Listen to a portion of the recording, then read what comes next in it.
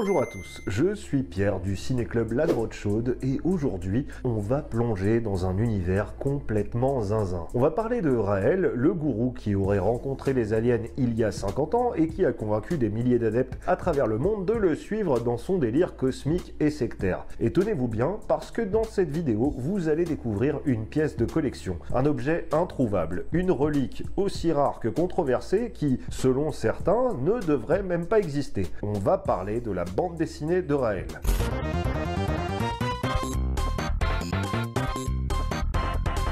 Tout le monde, ou presque, connaît Raël. De son vrai nom, Claude Vorillon, celui qui se fait aujourd'hui appeler le dernier des prophètes, est un ancien journaliste qui, dans les années 70, a raconté partout dans les médias qu'il avait rencontré les extraterrestres. Ces derniers lui auraient révélé qu'ils étaient à l'origine de la vie sur Terre et l'auraient désigné comme leur messager. Claude Vorillon, bonsoir. Bonsoir. Mais je ne peux plus vous appeler comme ça maintenant, il faut que je vous appelle Raël. C'est mieux? Vous êtes journaliste à l'origine, vous l'étiez. J'étais journaliste le 13 décembre 1973, lorsque c'est ce matin du 13 décembre, donc j'ai soudain eu envie, au lieu d'aller à mon bureau, à Clermont-Ferrand, une petite ville du centre de la France, j'ai eu envie de partir dans la campagne, sans savoir pourquoi, alors que j'étais attendu à mon bureau, et je suis arrivé dans le cratère de ce volcan qui s'appelle le Puy de la Sola, environ à 10 km de la ville, et là j'ai vu dans le ciel une lumière clignotante, très brillante, et c'était le départ de cette extraordinaire aventure. Depuis, il a fondé le mouvement raélien qui prône l'amour tout nu, la paix, les massages avec finition, mais surtout la vie éternelle rendue possible grâce au clonage que Raël affirme maîtriser. Et tout ça, ça pourrait faire sourire si ça n'avait pas donné lieu à des dérives inquiétantes. En effet, en France, son mouvement, initialement perçu comme une sympathique communauté hippie un peu illuminée, est désormais surveillé de près par les autorités qui le considèrent comme une secte depuis les années 90. Il y a des accusations graves qui ont été portées contre certains adeptes et qui ont débouché à des condamnations et à des peines de prison pour abus sur mineurs. Et de nombreux témoignages indiquent qu'à une époque du moins, de telles pratiques étaient encouragées par les enseignements du gourou. Et puis c'est pas tout, sous prétexte de vouloir construire une ambassade pour ses amis extraterrestres, Raël pompe le fric de ses fidèles. Mais a priori, l'argent sert davantage à satisfaire son goût pour la course automobile plutôt qu'à construire la fameuse ambassade dont la première pierre n'a, à ce jour, toujours pas été posée. Alors dans cette vidéo, je vais pas vous faire tout l'historique des Raéliens, et si vous voulez en apprendre un peu plus sur Raël et ses adeptes, je vous recommande chaudement la mini-série docu Netflix Raël le prophète extraterrestre, ou la vidéo de Lina aux frontières du Raël, c'est gratuit, c'est sur YouTube. Les deux documentaires sont complémentaires et offrent une analyse détaillée de la secte et de ses dérives, et ils font la lumière sur l'affaire du clonage humain que Raël prétendait avoir réalisé en 2002 via la société Cloned. Alors dans cette vidéo, on va surtout s'intéresser aux racines de ce mouvement. On va se plonger dans l'origin story de Raël en étudiant une relique incroyable, la bande dessinée qui raconte sa rencontre avec les aliens. Vous le savez peut-être, sur ma chaîne, j'aime déterrer, partager avec vous des trésors méconnus, qu'il s'agisse de films oubliés, d'objets de contrefaçon bizarres ou de jeux vidéo pirates. J'aime vous faire découvrir des produits dont l'existence dépasse l'entendement. Alors quand j'ai découvert qu'il y avait une BD dédié à l'un des gourous les plus célèbres de notre époque, je me suis dit qu'il fallait qu'on en parle. Et pour cette aventure, je ne serai pas seul, j'ai invité l'immense Quentin Bruet-Ferréol, alias Triangle, auteur de l'excellent roman Dieu est un voleur qui marche dans la nuit, qui raconte l'histoire vraie de la secte Evansgate. Mais Quentin n'est pas que romancier, il est aussi et surtout grand gardien d'un stupéfiant cabinet de curiosités modernes. Dans le petit musée privé de Quentin, on trouve de très rares objets liés à des sectes et autres croyances ésotériques. Parmi les nombreuses pièces de collection que Quentin possède, il y a une BD qui est éditée par Raël et avec lui, on va analyser et décortiquer cette œuvre qui est aujourd'hui introuvable. Here comes a new challenger! Quentin, merci d'avoir répondu à mon appel. Avec plaisir. Alors, qu'est-ce que tu nous as ramené de beau aujourd'hui? Qu'est-ce que je vous ai ramené de beau? Alors, principalement la bande dessinée, mais ça on va en parler. Ouais. Dans le reste de la collection que j'ai sur Raël, j'ai ces deux petits vinyles. Je pense que tu as entendu parler du fait que Raël, avant d'être un gourou, il a testé d'être chanteur sous le nom de Claude Seller. Donc son vrai nom c'est Claude Vorillon. Et voilà, donc ça c'est tous ces vinyles. Tu as Le Miel et la Cannelle. C'était un peu un chanteur style Jacques Brel. Ouais. Vraiment, enfin concrètement quand tu l'entends chanter, c'est Jacques Brel. Même quand tu regardes le visuel. Voilà, c'est vraiment Jacques Brel. Et moi, ce qui me fait rire, c'est la chanson Monsieur, votre femme me trompe. La chanson est pas mal, hein. Franchement, je pense pas qu'on peut dire qu'il était dénué de talent. Chanson aussi Madame Pipi et Sacré sale gueule qui est un peu son tube. Sacré sale gueule que je me traîne depuis bien 20 ans. Pas une fleur, sale gueule que je me travaille depuis bientôt 20 ans. C'est resté un musicien et c'est ça qui est drôle, c'est qu'aujourd'hui il a continué la musique. Ouais. Et à la fois c'est pas nul, mais il s'est pas non plus amélioré.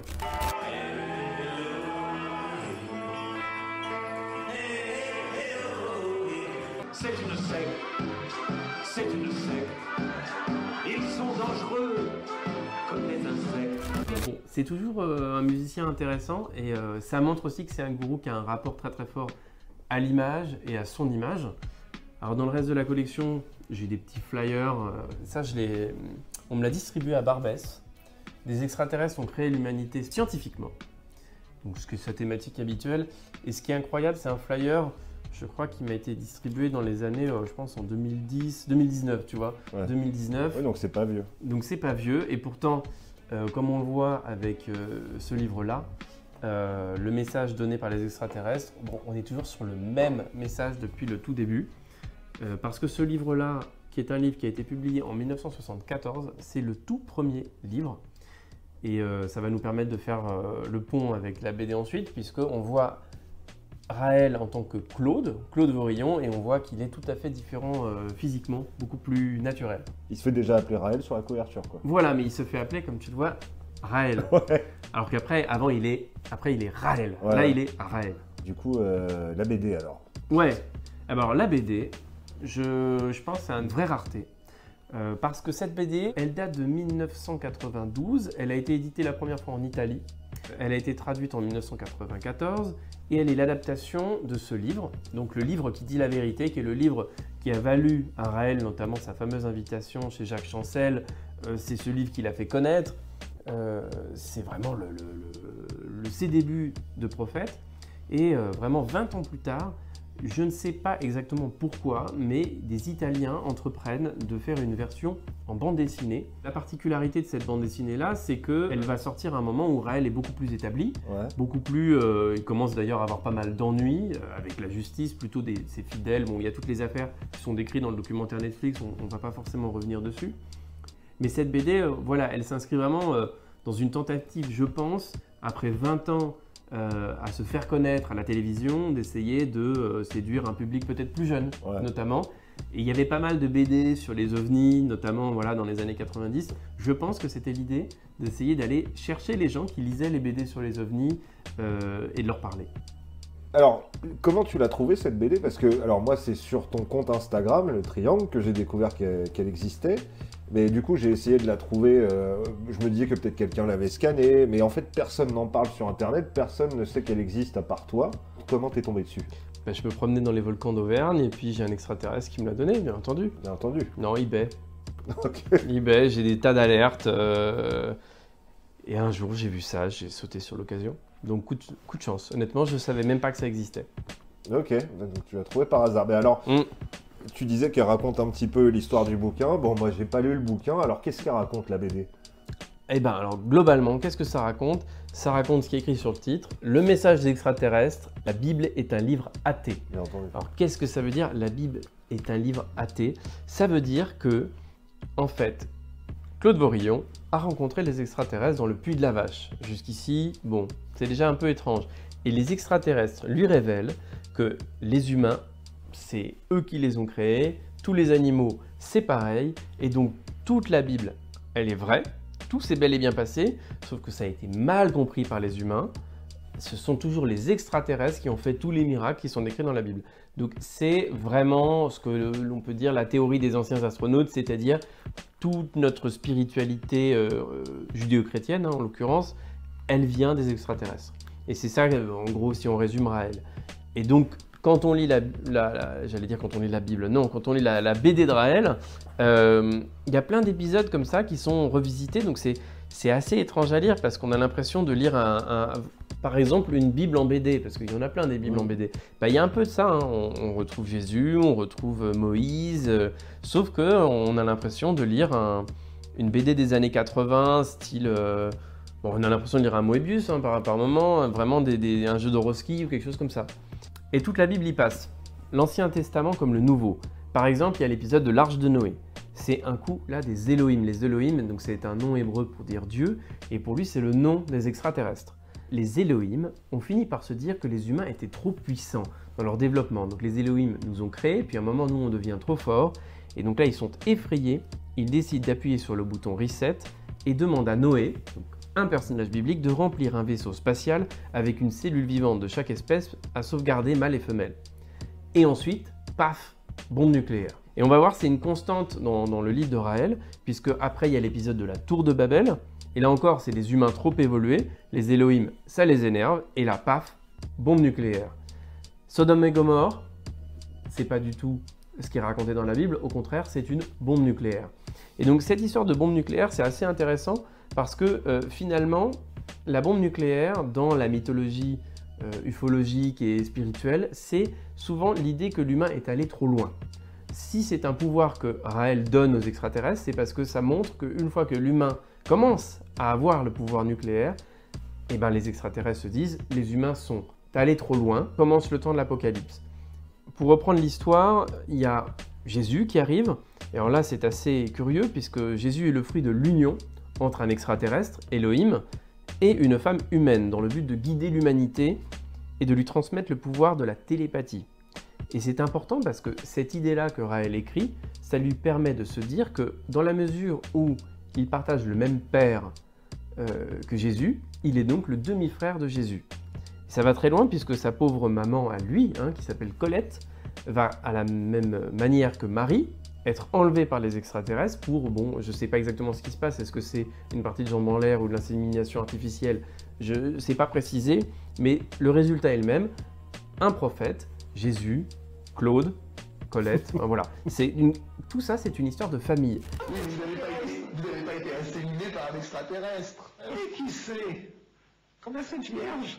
Et c'est intéressant parce qu'il y a pas mal de psys qui se sont penchés sur la question de Raël, donc déjà bon courage à eux, mais beaucoup de gens disent que toute cette espèce de religion, il l'a créée parce que il est né hors mariage. Colette a eu une affaire avec un homme marié, et donc il n'a jamais vraiment pu avoir une famille, il n'a pas vraiment eu de rapport avec son père, ou des rapports assez compliqués. Et donc, le fait d'avoir commencé à imaginer qu'il était tout simplement le fils de Dieu, c'est une façon assez... Il faut avoir un sacré culot pour régler ces petits problèmes d'Oedipe de cette manière, mais il l'a fait. Et ça va assez loin parce qu'après, il commence à imaginer le clonage. Vous savez, le clonage, ça fait partie intégrante de la mythologie raélienne. Et le clonage, qu'est-ce que c'est? C'est l'idée qu'on se dédouble. On n'a plus ni père ni mère. On fait des boutures, en fait, d'êtres humains. Et donc, d'un point de vue psychiatrique, d'un point de vue, en tout cas, psychanalytique, par rapport au père, à la mère, alors moi, je suis pas psy, je vais pas me lancer, mais c'est quand même assez intéressant de se dire, j'ai eu des problèmes avec papa, mais maintenant, moi, je dis qu'on va tous se cloner, et ce sera une grande lignée comme ça. Donc voilà, tout ça, c'est dans ce livre, dans cette bande dessinée. Et d'ailleurs, on n'en a pas parlé, je crois, au dos, on a la maquette de l'ambassade qu'on attend toujours de voir construire. Oui, bah, l'idée c'était quand même avec ce livre de réclamer, comme je l'ai dit avec les bombes nucléaires, l'idée c'est que notre civilisation avec Hiroshima et Nagasaki a franchi une sorte de seuil à travers lequel désormais les Elohim doivent revenir, soit pour nous aiguiller et nous aiguiller autour d'un prophète, soit pour nous punir. Et donc il faut construire une ambassade pour manifester notre désir de les voir venir.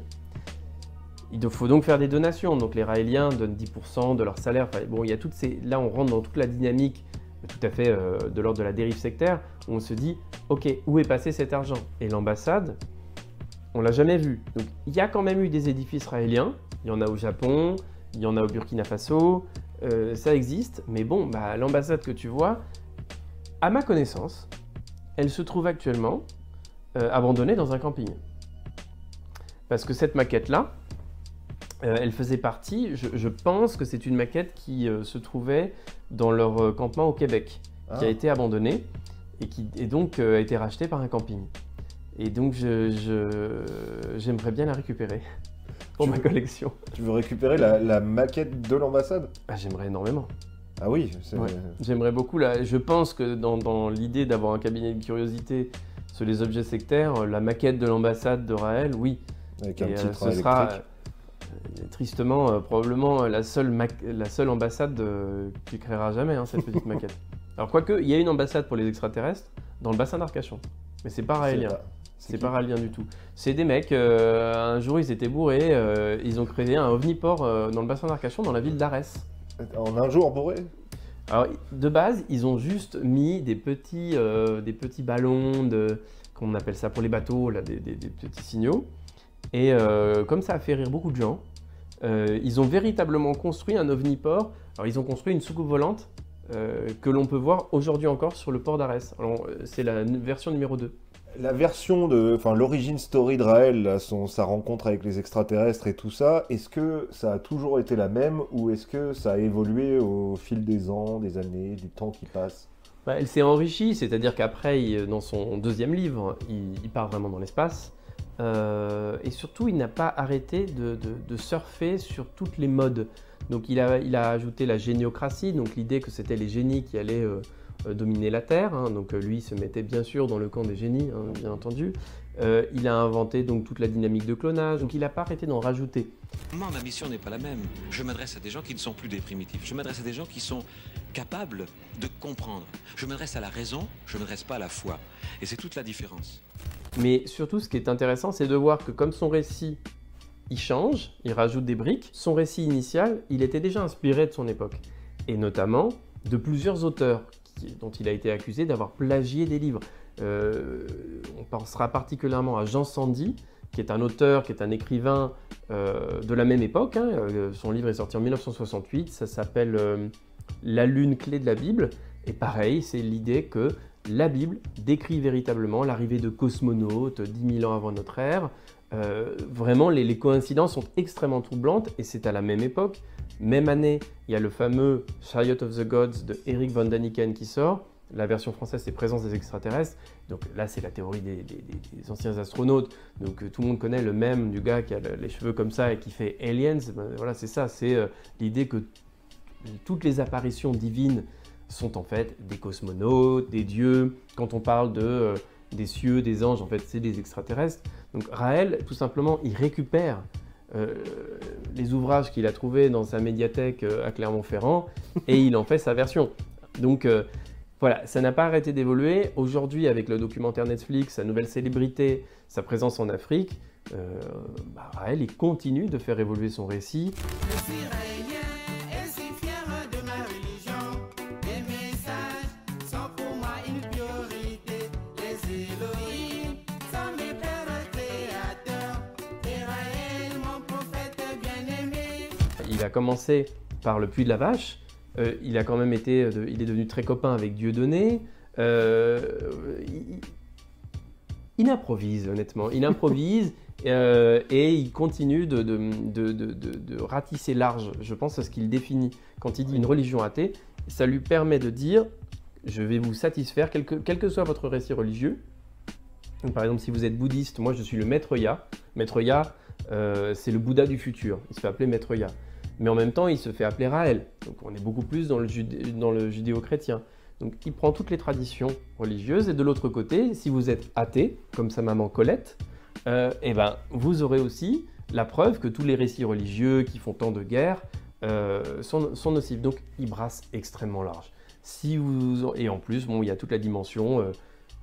vous inquiétez pas, toute la dimension un petit peu partouze, voilà, non mais la dimension religieuse, libération sexuelle qui est typique d'un enfant des années 70, mais qu'il a continué à maintenir et qui lui permet de devenir aussi parfois un espèce de pape du développement personnel, comment atteindre le bonheur.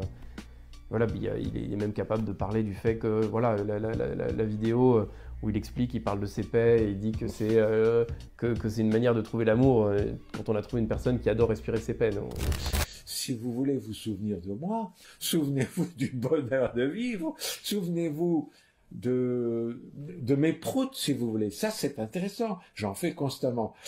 Mais c'est d'ailleurs ce qui fait le plus rire ma compagne. Je suis très heureux. Avant, il fallait que je sois intelligent pour faire rire ma compagne. Maintenant, il suffit que je fasse un prout et elle rigole.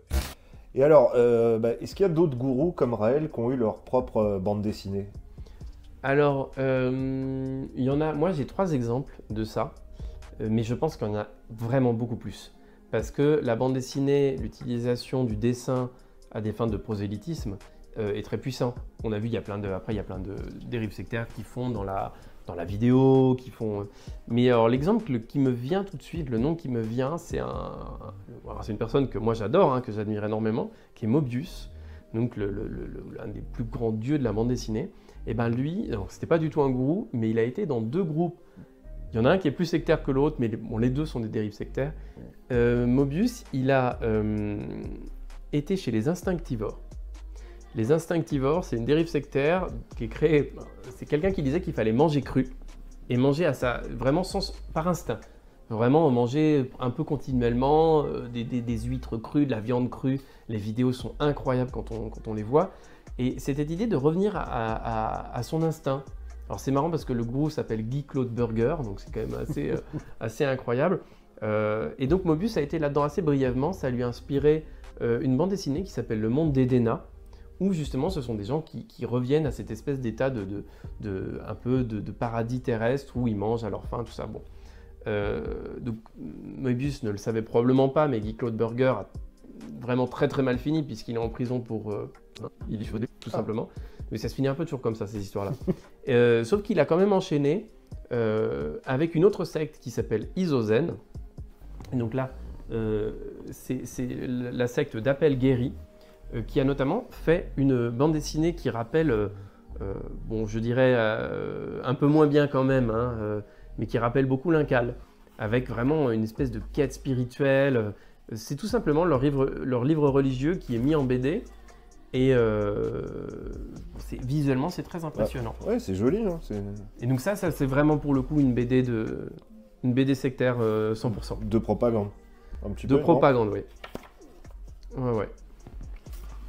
Et alors, le patron en matière de bande dessinée sectaire et je dirais de dessin sectaire, c'est Aum Shinrikyo avec Shoko Asahara. Donc Aum Shinrikyo, c'est la secte qui a fait les attentats au gaz sarin en 1995. Donc c'est quasiment au même moment d'ailleurs que la BD de Raël dont on parle depuis le début. Aum Shinrikyo, la particularité c'est que donc c'est une secte japonaise qui a beaucoup utilisé d'une part les animés. Donc un célèbre animé a été fait qui leur permettait de cibler surtout des jeunes gens, des jeunes japonais qui se sentaient, qui ne trouvaient pas leur place dans une société japonaise des années 80-90 extrêmement compétitive, extrêmement concurrentielle, et qui leur disait de s'intéresser à des choses beaucoup plus essentielles. Et donc avec les animés, il ciblait vraiment des jeunes, surtout des jeunes ingénieurs, et il a fait un manga, donc qui est extrêmement rare, donc fais-y attention. Tu l'as trouvé dans un volcan d'Auvergne aussi? Non, ça c'est aussi la magie de eBay, et c'est tout à fait... alors je ne peux pas le lire parce que c'est en japonais, mais j'en ai discuté avec quelqu'un qui parle japonais et ça décrit vraiment son projet politique. Hein, donc c'est vraiment, quand on le voit d'ailleurs, c'est vraiment qualitatif, hein, c'est typique du manga des années 90 et ça décrit, on voit plein de jeunes gens qui veulent changer le monde et qui font face à une apocalypse et Shoko Asahara est censé être leur sauveur. Voilà, et la troisième secte, elle est moins, je pense, connue en France, c'est la secte des enfants de Dieu. Ah oui. Et eux, ils faisaient de la BD érotique. Parce que c'était une secte qui recrutait notamment par la sexualité, avec le flirty fishing. Donc le flirty fishing, c'est cette méthode où vous envoyez des gens, par exemple, dans des clubs le soir ou dans des bars, et qui vont séduire. Par exemple, quelqu'un te rencontre, te séduit, et au moment où vraiment tu as l'impression que là, vous êtes en train de vivre une belle histoire, peut-être même après le sexe, quoi, vraiment, la personne vous dit « Bon, et toi, est-ce que tu as le Seigneur dans ta vie ?» Donc vraiment, probablement nu, donc ça c'est le flirty fishing. C'est comment convertir quelqu'un quand il est à un moment où vous avez déjà créé un lien affectif avec lui, et peut-être même un lien un peu amoureux. Et donc c'est extrêmement efficace, et ça ouvrait sur une secte qui, pour le coup, était à un niveau de hallucinant. Les enfants de Dieu, c'est extrêmement sombre, avec à la fois du recel de pornographie. Mais en effet, particulièrement terrifiant, Les Enfants de Dieu. Et bon, il y a des acteurs connus qui étaient dedans. Hein. Joaquin Phoenix, notamment, ses parents étaient dans Les Enfants de Dieu. Ah, ok. Je ne crois pas qu'il ait subi lui, pour sa part, de ce dont je parle, mais en tout cas, voilà. Joaquin Phoenix. Ok. On a vu la BD de Raël, le livre de Raël et même les vinyles de Raël, mais est-ce que tu sais si Raël a eu à un moment le projet de faire un film ou une série sur son origin story? Il est en train de faire son propre documentaire qui s'appelle Le Dernier des Prophètes. Alors, ce que je comprends pas, c'est que ça devait sortir le 7 février, donc je sais pas exactement ce qui se passe, mais je pense qu'il voulait faire un contre-feu au documentaire de Netflix et qu'il préparait sa propre version. Mais donc, tu as beaucoup d'objets qui viennent de sectes. Je sais que tu continues à chercher de temps en temps des nouvelles reliques, mais est-ce qu'il y a vraiment un Graal qui te manque dans ta collection? Le Graal, déjà, ce serait pas mal. Si je fais une collection, peut-être pour préciser, c'est aussi parce que c'est pas... parfois on me dit oui, c'est de la curiosité morbide, c'est pourtant parce qu'il y a énormément d'histoires tragiques, faut le rappeler, mais c'est parce que je trouve que ça disparaît sinon. On a énormément, que ce soit des objets ou des documents ou le corpus numérique autour des dérives sectaires qui va disparaître. Il y a par exemple YouTube nettoie énormément le réseau. Ils peuvent très bien effacer du jour au lendemain la chaîne de Raël. Alors les gens vont dire très bien, poubelle. Moi je pense que les dérives sectaires, de tout temps, ont fait partie de l'histoire du monde. Ça permet de mieux comprendre notre société, les historiens quand ils travaillent. Aujourd'hui il y a beaucoup d'historiens qui vont par exemple travailler sur l'histoire, je sais pas, l'histoire du vidéoclub. Alors pourquoi est-ce qu'on exclut parfois les dérives sectaires du champ de l'étude historique? Je trouve ça dommage. On les a beaucoup étudiées à raison dans le champ de la sociologie, de la psychologie, de la criminologie. C'est nécessaire parce que c'est beaucoup plus utile, on va dire, pour comprendre le phénomène et nourrir notamment le travail de la police, le travail des avocats. Mais je pense que faire un travail d'archives, créer un cabinet de curiosité sur les sectes, ça peut avoir un rôle. J'espère moi qu'un jour j'ai un historien qui m'appellera, qui me dira je veux faire une thèse sur tel sujet, et moi je pourrais lui ouvrir les archives, tout ce que j'ai, pour lui dire oui, j'ai conservé, oui, j'ai sauvegardé le site de telle ou telle dérive sectaire, parce que je sauvegarde aussi dès que je le peux et que j'ai de la place sur mes disques durs, tous les sites qui me paraissent intéressants et qui permettent de garder une historicité, parce que sinon on a l'impression à l'époque d'internet que rien ne disparaît, que c'est fini ce temps où on perdait un document, on perdait une cassette, où elle s'effaçait. Non, les choses périment, disparaissent, les disques durs se cassent, on n'est pas devenu à l'ère de l'éternité et il se peut très bien qu'on oublie. Et oublier, c'est risqué que les choses se reproduisent exactement de la même manière. Et donc pour te répondre, parce que je fais des digressions énormes, parce que c'est un sujet qui me passionne, oui, pour le raélisme, la soucoupe volante de Raël. Alors l'ambassade aussi. Mais la soucoupe volante de Raël, donc on en parlait tout à l'heure, il a abandonné quand il a dû partir au Québec. Mystérieusement, il n'est pas parti avec, tout le monde s'est foutu de sa gueule. La personne qui a racheté le terrain a donc hérité de la soucoupe et l'a mise en vente à l'époque sur un site, le eBay canadien. Et voilà, donc moi, pour tout te dire, je l'ai contacté, cette personne, pour savoir où était la soucoupe volante. Et maintenant, je sais où elle est. Et donc, j'aimerais bien la voir. Je pense que ce serait vraiment sympathique d'avoir la soucoupe volante de Raël dans mon jardin. Pour terminer, qu'est-ce que tu pourrais dire à quelqu'un, enfin, si quelqu'un nous regarde et qu'il a l'impression qu'il a un proche qui est en train de tomber dans une dérive sectaire, quel conseil tu peux donner à cette personne? C'est vrai que là, on parle de la dimension un peu pop de tout ça. Il y a éminemment un versant sombre. Donc, moi, ce que je dirais, c'est qu'on a un tissu associatif en France qui est présent dans toutes les régions françaises. Il y a bien sûr la Nuvilude. Voilà, vous n'êtes pas seul. Donc, dites-vous bien qu'il y a en France beaucoup de gens qui peuvent vous aider. Et on pourra peut-être mettre quelques liens avec la vidéo pour justement que vous puissiez vous sensibiliser et puis vous dire que vous n'êtes pas seul. N'hésitez pas à passer par les associations avant d'agir, parce qu'il y a quelques réflexes qui sont peut-être un peu contre-intuitifs quand on a affaire à ça, donc n'hésitez pas. Et puis ces bénévoles sont hyper sympas et ils seront très bienveillants avec vous. Vous l'aurez compris, Quentin est un puits de connaissances. N'hésitez pas à le suivre sur Instagram et TikTok où il opère sous le nom du Triangle. Vous découvrirez encore plus d'histoires de sectes, de faits divers, enfin des histoires bizarres qu'il saura vous raconter comme personne. Et par ailleurs, je vous recommande une nouvelle fois de lire son bouquin qui se suit comme un thriller et qui s'appuie sur l'authentique histoire tragique de la secte Heaven's Gate, dont les croyances étaient tout aussi folles que celles enseignées par Raël. Et si vous êtes encore là, il est temps pour moi de vous remercier d'avoir regardé cette vidéo jusqu'au bout. Je vous dis à très bientôt ici ou ailleurs pour de nouvelles découvertes. C'était vraiment très intéressant.